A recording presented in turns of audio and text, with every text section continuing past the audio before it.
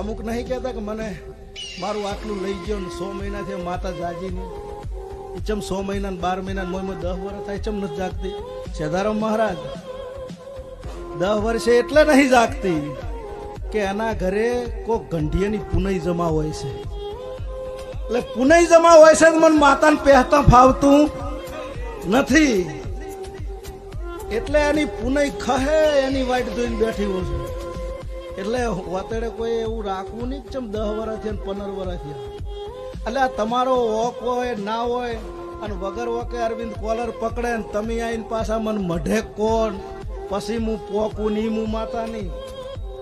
એ તો કોલર પકડો ને તમે ઘરે આવો એ પેલા હું મઢમાં ના હોય હું અહીંયા સોટી પડી હોય અમરત તું ડેકલું વગાડતો હોય